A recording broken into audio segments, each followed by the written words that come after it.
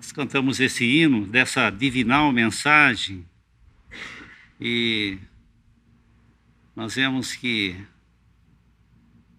é muito interessante porque no versículo 3, na estrofe 3, o Pai mandou seu Filho para a vida nos trazer, mas ele não podia dar vida sem morrer.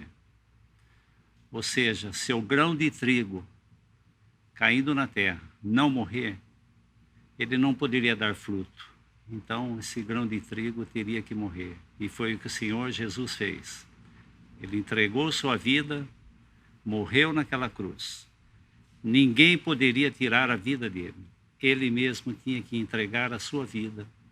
E todos aqueles que creem nessa obra e aceitam ele como Salvador são os frutos do seu penoso trabalho. Esses dias eu estava lendo uma escritora, chama Lia Luft. Achei interessante, ela escreveu uma história de criança e daí um pai leu, um pai contestou com ela sobre a história que ela fez para as crianças, porque esse pai comprou o livro e ele lia essa história para a criança e depois que ele acabava de ler, a criança ficava chorando. E ele falou, puxa vida, né? Como que alguém vai escrever uma história dessa e para a criança e a criança chorar? E o pai foi, comprou outros livros, né? E começou a ler para a criança outros livros, e deixando aquele do lado. E lia outros livros e tal. Terminava de ler, a criança falava, eu quero que leia aquele livro de novo. Falou, não, mas eu quero ouvir de novo. Aí, novamente, o pai lia tal, a criança ouvia e começava a chorar, depois no fim. Falou, puxa vida, e comprou outros livros, falou, não, agora eu vou comprar outros livros, ela vai esquecer isso. Comprou mais livros, lia, terminava, ela falava, eu quero que leia aquele livro de novo. O pai falou, mas eu leio para você, depois no fim você fica chorando, por que você quer ouvir novamente? Ela falou, porque eu sempre espero que ele tenha um final diferente, seja um final diferente. E eu estava pensando, né, na Bíblia, esse livro que não tem que ser mudado, a mesma palavra, sempre a mesma palavra. Quão diferente de outros livros que a todo momento é mudado, muitas vezes os autores não querem nem fazer menção daquilo que ele escreveu, porque ele já não está concordando com aquilo que ele mesmo escreveu. Mas a Bíblia, esse velho livro, essa velha mensagem, é a mesma ontem, hoje e sempre. Não tem que ser mudada, não tem que ser readequada a nada. Então essa criança, ela ficava sempre na expectativa que essa história ia ser diferente, ela ia terminar diferente. E nós vemos que na Bíblia sempre é a mesma história. Muitas vezes a gente acaba vindo aqui para pregar o evangelho, cada um de nós, e a gente sempre fica pensando em algo novo, algo diferente, né? E no fim a gente acaba vendo que não acha nada. Você procura, fala, puxa vida, eu vou ter que falar a mesma coisa que eu falei, e talvez de uma maneira um pouco diferente, mas é a mesma palavra. Então essa criança ouvia essa história desse livro, sempre na esperança de que ia ser diferente. Mas aqui, essa palavra que nós vamos ler nessa noite, nós vemos que é a mesma palavra. Estava pensando, em conexão com isso, em Filipenses.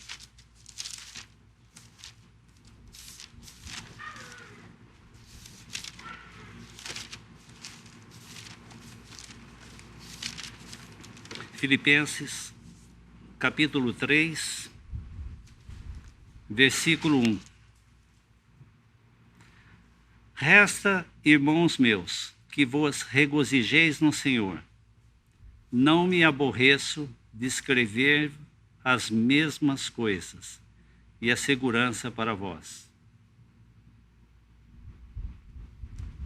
Lembro que uma vez um irmão, ele estava numa conferência, e daí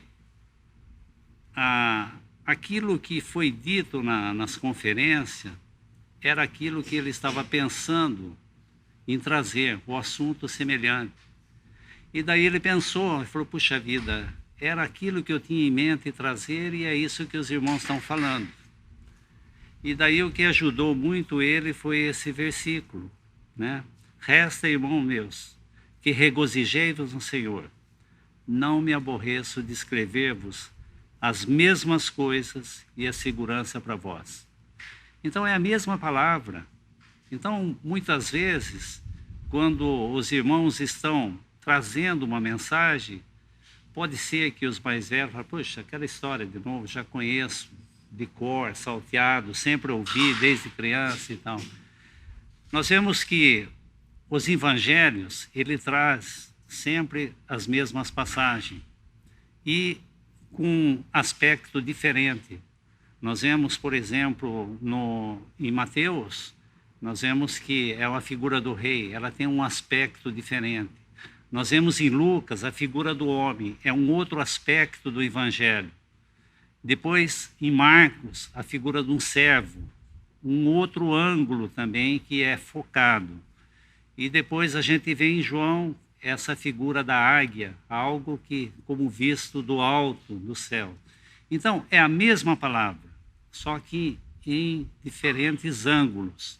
E assim também, cada irmão que muitas vezes apresenta o evangelho, são de formas muitas vezes diferentes, algo que, uma palavra que muitas vezes fala, puxa, eu ouvi tantas vezes, mas essa palavra passou desapercebido e eu nunca notei sobre isso. Em 1 Coríntios, capítulo 15,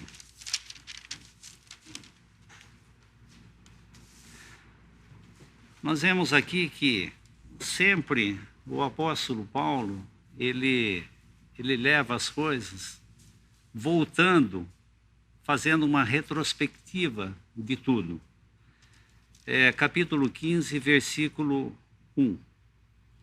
Também vos notifico, irmãos, o evangelho que já vos tenho anunciado, o qual também recebestes e no qual também permaneceis, pelo qual também sois salvos, se o retiverdes tal como vos tenho anunciado, se não é que crestes em vão.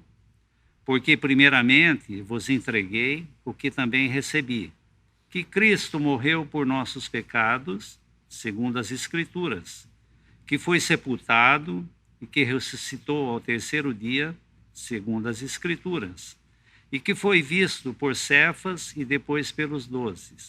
E depois foi visto uma vez por mais de 500 irmãos, dos quais vive ainda a maior parte, mas alguns já dormem.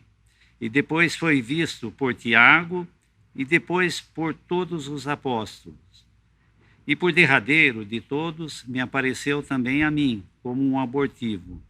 Porque eu sou o menor dos apóstolos, que não sou digno de ser chamado apóstolo, pois persegui a igreja de Deus. Mas pela graça de Deus, sou o que sou. E a sua graça para comigo não foi vã. Antes, trabalhei muito mais que todos eles. Todavia não eu, mas a graça de Deus que está comigo. Então ele volta falando sobre essas mesmas coisas, falando sobre a ressurreição, falando do partimento do pão. Então são a base que não muda. Então nós vemos que isso é algo que nós não temos que fazer adaptações, vamos fazer diferente. Não, ele traz sempre à tona as mesmas coisas, sempre segundo as Escrituras. versículo 3, versículo 4, segundo as Escrituras. Então nós vemos que é uma base sólida, que ela não tem que ser readaptada, mudada. E essa necessidade desse evangelho ser pregado, por quê? Muitas vezes as pessoas podem não entender sobre que ela é uma pecadora. Ela pode pensar, falar, poxa vida, mas eu não sinto isso. É muito comum a gente falar do evangelho a pessoas e ela falar que não sente. E realmente não sente mesmo. Por quê? Porque nós vemos que em Efésios, capítulo 2,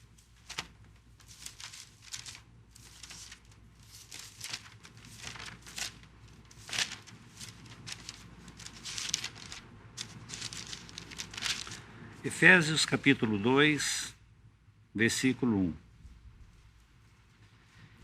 E vos vivificou, estando vós mortos em ofensas e pecados, e que noutro tempo andastes segundo o curso deste mundo, segundo o príncipe da potestade do ar, do espírito que agora opera nos filhos da desobediência, entre os quais também, todos nós também, antes, andávamos nos desejos da nossa carne, fazendo a vontade da carne e dos pensamentos, e éramos por natureza filhos da ira, como os outros também. Mas Deus, que é riquíssimo em misericórdia, pelo seu muito amor que nos amou, e estando nós mortos em ofensas, nos vivificou juntamente com Cristo. E nos ressuscitou juntamente com ele e nos fez assentar nos lugares celestiais com Cristo, para mostrar nos séculos vindouros a abundante riqueza da sua graça, pela sua benignidade para conosco em Cristo Jesus. Porque pela graça sois salvos por meio da fé. Isto não vem de vós, é dom de Deus. Não vem de obras para que ninguém se glorie. Porque somos feituras suas, criadas em Cristo Jesus, para as boas obras, as quais Deus preparou para que andássemos nela. Então, ele fala de mortos, vos vivificou. Uma pessoa sem Cristo é uma pessoa que ela está nessa condição de morto. Então, toda obra é de Cristo. Ela tem que ser vivificada. Ela tem que ter vida primeiramente para ser salvo. Então, como que um morto vai sentir alguma coisa? Não tem como. Então, Deus, ele tem que fazer toda a obra. E essa obra é pela sua palavra. A sua palavra que tem poder para vivificar uma pessoa. Ela em si mesmo, ela não sente nada. Então, a desculpa de um pecador, falar, mas eu não sinto assim.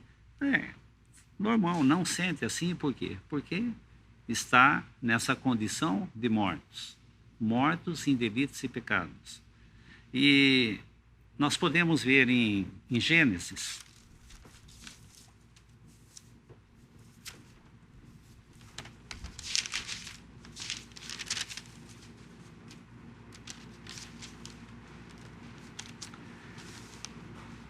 é aquela história conhecida, que não muda, não como aquela historinha da criança, que ela ficava esperando, falava, quem sabe vai ter um final feliz. Mas é a mesma história. Então, quantas vezes nós ouvimos falar de Adão e Eva, e sobre o paraíso. Isso aí, para muitos, pode soar, falar, poxa, mas isso aí é uma historinha. Não, é a palavra de Deus. A palavra de Deus, e está narrando a condição do homem, aonde que agora ele perdeu e agora ele está morto. Por quê? Porque, vamos ler no capítulo 3, versículo 1. Ora, a serpente era mais astuta que todas as alimárias do campo que o Senhor Deus tinha feito. E esta disse à mulher, é assim que Deus disse, não comerás de toda a árvore do jardim? E disse a mulher à serpente: do fruto das árvores do jardim comeremos, mas do fruto da árvore que está no meio do jardim, disse Deus: não comereis dele e nem nele tocareis, para que não morrais. Então a serpente disse à mulher: certamente não morrereis, porque Deus sabe que no dia em que dela comerdes, se abrirão vossos olhos e sereis como Deus, sabendo o bem e o mal. E vendo a mulher que aquela árvore era boa para se comer, agradável aos olhos, árvore desejável para dar entendimento, tomou do seu fruto e comeu, e deu também ao seu marido, e ele comeu com ela. Então foram abertos os olhos de ambos, e conheceram que estavam nus. E coseram folhas de figueira, e fizeram para si aventais. E ouviram a voz do Senhor Deus, que passeava no jardim pela viração do dia. E escondeu-se Adão e sua mulher da presença do Senhor Deus entre as árvores do jardim. E chamou o Senhor Deus a Adão e disse: onde estás? E ele disse: ouvi a tua voz soar no jardim e temi, porque estava nu, e escondi-me. E Deus disse: quem te mostrou que estavas nu? Comeste tu da árvore que te ordenei que não comesse? Então disse Adão à mulher: a mulher que me deste por companheira, ela me deu da árvore e eu comi. E disse o Senhor Deus à mulher: por que fizeste isso? E disse a mulher: a serpente me enganou e eu comi. Então o Senhor Deus disse à serpente: porquanto fizeste isto, maldita serás mais que toda besta, mais que todos os animais do campo. Sobre o teu ventre andarás, e pó comerás todos os dias da tua vida. E porei inimizade entre ti e a mulher, entre a tua semente e a sua semente. E esta ferirá a cabeça, e tu ferirás o calcanhar. E a mulher disse: multiplicarei grandemente a tua dor e a tua conceição. Com dor terás filhos, e o teu desejo será para o teu marido, e ele te dominará. E a Adão disse: porquanto deste ouvido à voz da tua mulher, e comeste a árvore que te ordenei, dizendo: não comerás dela, maldita é a terra por causa de ti. Com dor comerás dela todos os dias da tua vida. Espinhos e cardos te produzirá, e comerás da erva do campo. E no suor do teu rosto comerás o teu pão, até que tornes a terra, porque dela foste tomado. Porquanto és pó, e em pó tornarás. Então nós vemos que essa liberdade que as pessoas acham que tem, ela foi perdida, esse livre-arbítrio que o homem acha que tem, ela foi perdida aqui, no Jardim do Éden. Nesse exato momento que o homem desobedeceu, nós vemos que ele perdeu o livre-arbítrio. E agora o homem é um ser caído, é morto. Essa é a condição de todo homem que não crê no Senhor Jesus como Salvador. Uma vez que nós cremos no Senhor Jesus, nós aceitamos Ele como Salvador, nós agora somos salvos, redimidos pelo sangue de Cristo, por essa obra expiatória. Então, essa é a condição do homem que não crê. Ele está caído e ele está morto. E Deus não tem prazer na morte do ímpio, e sim que ele se salve.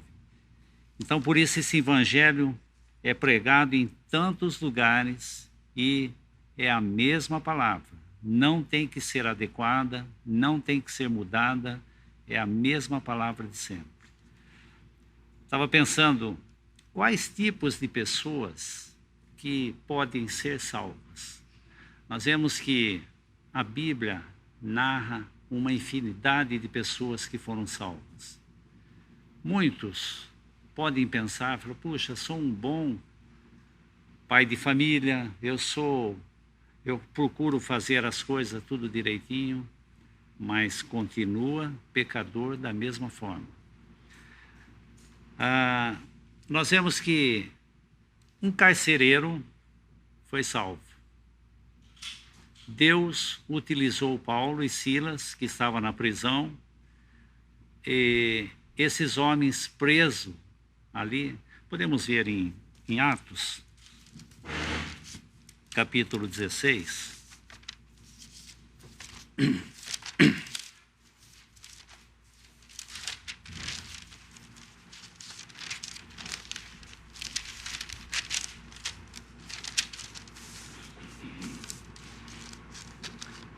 Atos, capítulo 16, versículo 25. E perto da meia-noite, Paulo e Silas oravam e cantavam hinos a Deus, e os outros presos escutavam. E de repente sobreveio um tão grande terremoto que os alicerces do cárcere se moveram e logo abriram todas as portas e foram soltas as prisões de todos. E acordando o carcereiro e vendo abertas as portas da prisão, tirou a espada e quis matar-se, cuidando que os presos tinham fugido. Mas Paulo clamou com grande voz, dizendo: não te faças nenhum mal, que todos aqui estamos. E pedindo luz, saltou dentro todo trêmulo e prostrou ante Paulo e Silas. E tirando-o para fora, disse: senhores, que é necessário que eu faça para me salvar? E eles disseram: crê no Senhor Jesus Cristo e serás salvo, tu e tua casa. Interessante, nós vemos aqui Paulo e Silas numa prisão, e normalmente esse tipo de prisão não era algo muito agradável. Às vezes ficava até com os pés presos no tronco, mas eles estavam cantando e orando. E nós vemos o propósito de Deus para salvar esse homem. Deus permitiu que seus santos estivessem ali nessa condição, nessa prisão, porque existia um homem, um carcereiro ali que o Senhor queria salvar. E uma coisa que chama atenção é que fala assim que todos os outros presos escutavam. Não tinham como. Eles escutavam eles cantando, escutavam eles orando. E o que o carcereiro pede? Luz. A palavra de Deus é luz. Ele pede luz. E nós vemos que o carcereiro queria se matar, por quê? Porque quando deixava fugir algum preso, ele era sentenciado, ele pagava com a própria vida. Então ele quis se matar. Mas Paulo clama que ele não fizesse mal algum, que estavam todos ali. Então, o propósito de Deus de salvar esse homem, esse carcereiro. Nós vemos várias coisas que Deus faz salvando pessoas, de tudo quanto é tipo. Nós vemos Deus salvando um Cornélio, um homem bom, um homem que dava esmola, um homem que piedoso, mas que não era salvo. Deus envia a Pedro para que pudesse expor a palavra a Cornélio e seus familiares, e nós vemos que ali houve salvação. Então, as suas obras, Deus reconhecia as suas obras. Então, Deus reconhece. Até aquele que dá um copo d'água, Deus reconhece isso. Mas isso não pode mudar. Isso não vai fazer com que você seja salvo.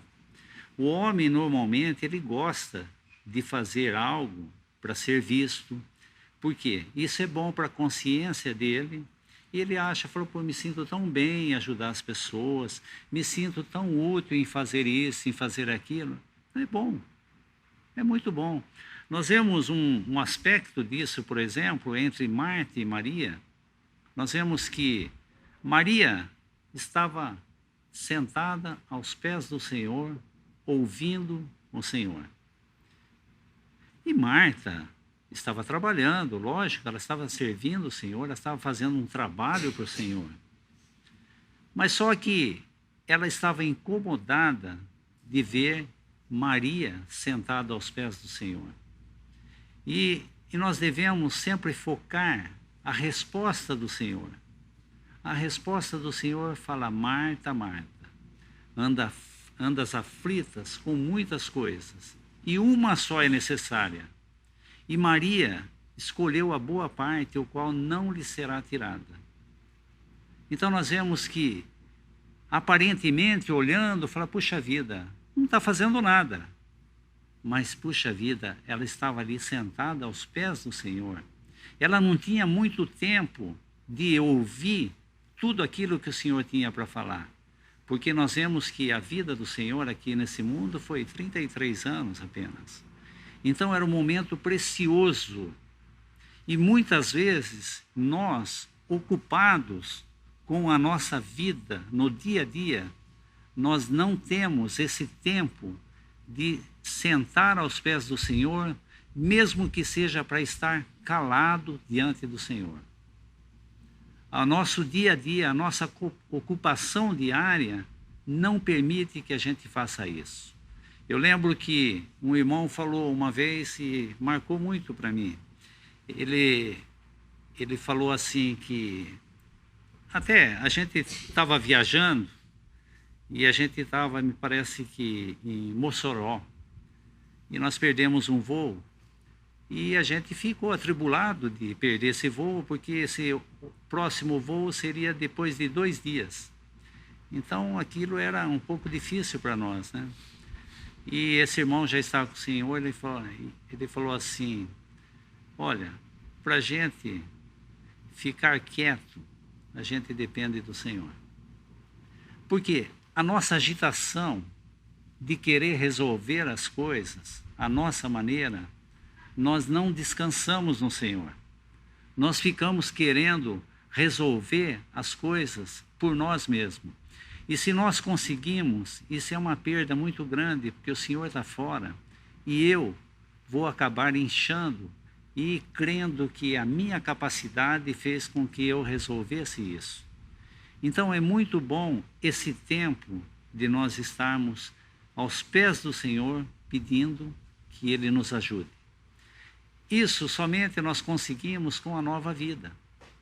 Um pecador que ainda não conhece o Senhor Jesus, ele vai estar ocupado, querendo dar o melhor de si, fazendo o melhor de si, e não vai adiantar. Nós vemos aqui essa figura de Cornélio. Era um homem piedoso, um homem temente a Deus, com suas obras, mas não era um salvo. E nós vemos várias pessoas. Estava pensando em Raabe. Raabe era uma prostituta. E ela foi salva. Para uma pessoa que é orgulhosa, uma pessoa que não conhece o dom de Deus, pode pensar: puxa, mas prostituta? Sim. E como que ela foi salva? Ela apenas obedeceu. Ela pegou essa fita de escarlata e soltou pelo muro, que é uma figura do sangue de Cristo, e ela, não somente ela se salvou, mas assim como todos que estavam ali da sua família foram salvas por essa obediência. Então, a palavra de Deus nos fala assim: é melhor obedecer do que sacrificar. Então, a obediência, Deus se agrada de um coração obediente. Nós vemos também Nicodemos. Quem é Nicodemos? Um príncipe. E o Senhor prega para Nicodemos e fala para ele que importa vos nascer de novo. E ele não entendia sobre isso. E o Senhor fala: você sendo príncipe e não entende essas coisas. Então nós vemos que toda classe de pessoas, elas podem desfrutar da salvação. Agora eu pergunto: e você? Ou qual classe que você acha que você se encaixa? Temos aqui prostituta, temos aqueles que fazem a boa obra, nós temos um Nicodemos, príncipe dos judeus, nós temos um carcereiro, nós temos uma mulher samaritana, nós temos um escravo que fugiu do seu senhor, foi salvo também. Então nós temos um Paulo que perseguia a igreja de Deus, salvo também. Nós temos cegos que clamaram ao Senhor, salvos também. Nós temos coxo, salvos também. Paralítico, salvos também. Qual classe que você está? Você acha que você está numa classe de privilégio que não precisa de um Salvador? Nós vemos todas essas pessoas nessas classes, desde prostituta até carcereiro e todos os demais, salvos por Cristo. Então nós vemos que não tem acepção de pessoas. Todos podem desfrutar dessa salvação. E essa porta ela está aberta até o dia de hoje. Essa graça de Deus aberta até o dia de hoje. Tem um versículo em 1 Timóteo.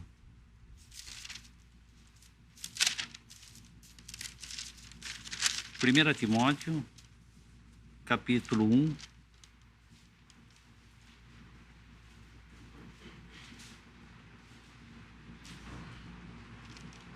Versículo 15. Esta é uma palavra fiel e digna de toda aceitação, que Cristo Jesus veio ao mundo para salvar os pecadores, dos quais eu sou o principal. Mas por isso alcancei misericórdia, para que em mim, que sou o principal, Jesus Cristo mostrasse toda a longanimidade, para exemplo dos que haviam de crer nele para a vida eterna. Esta é uma palavra fiel e digna de toda aceitação. Então, hoje, se você ainda não conhece ao Senhor Jesus como seu Salvador, hoje é o dia da salvação, porque a palavra de Deus é bem clara. Todos pecaram, destituídos estão da glória de Deus. Então não é por aquilo que a pessoa está fazendo, não é por ela ser uma prostituta, não é por ele ser um cobrador de impostos, não é por ele ser um carcereiro, mas por ele ser um pecador. Então, essas características que mostra dessas pessoas, mostra que a mão do Senhor não é curta para salvar, seja lá quem for. Nós vemos que, nessa passagem daqueles 2 cegos, que ouvem que o Senhor está passando e começam a clamar pelo Senhor, e eles são salvos. O que as pessoas em volta fazem? Manda calar. Fica quieto. Cala-te. Mas nós vemos que o Senhor chama eles e salva-os. Então, hoje é o dia da salvação. Se você ainda não crê no Senhor Jesus, pensa bem em todas essas personagens que nós pudemos ver. Esqueci também de falar de Zaqueu, um homem que tinha uma posição, até pouco tempo atrás aqui os irmãos estudaram sobre isso, muito interessante. Zaqueu era um homem de baixa estrutura e nós vemos que ele queria ver o Senhor. E nós vemos que ele corre e sobe em cima de uma figueira e de lá para ver o Senhor. E o Senhor olha e fala: Zaqueu, a quem importa que coma contigo essa noite. Então, operando salvação ali também. Então, olha a posição desse homem, né? Nós vemos que os irmãos até comentaram que naquele tempo se usavam aquelas roupas compridas, mas não era um costume de usar as roupas por baixo. Então, que vergonha para ele subir àquela altura, estar exposto daquela maneira, correr daquela maneira como ele fez, mas ele foi salvo por isso. Então, nós vemos que qualquer um que estiver, seja na posição que for, ele pode se chegar ao Senhor e se beneficiar desse tempo, dessa graça, dessa porta que está para se fechar a qualquer momento. Então, uma vez mais, essa palavra está sendo pregada em tantos lugares. E se você ainda não crê no Senhor Jesus como seu Salvador, faça isso hoje. Reconheça que você é um pecador e que você precisa de um Salvador. Achei interessante, nos Estados Unidos, tem a minha filha que se reúne lá e os irmãos têm, por princípio, pregar o Evangelho. E muitas vezes lá não tem assim quase pessoas novas que acabam indo para ouvir o Evangelho. E o que eles fazem? Eles colocam as crianças à frente e eles pregam para as crianças. Então, muitas vezes nós achamos só que o Evangelho é para os adultos mais responsáveis, mas as crianças estão atentas. Nós vemos que criança ela pode estar brincando, pode estar fazendo seja o que for, mas ela presta muito mais atenção do que um adulto. Ela consegue ouvir melhor e discernir melhor. Então, eu achei interessante, não tem muitas vezes pessoas ali, mas eles colocam as crianças à frente e faz uma pregação de evangelho para as crianças. E muitas vezes a gente acha que não. O evangelho é para adulto, para pessoa mais responsável. Mas o que nós vemos o Senhor falando?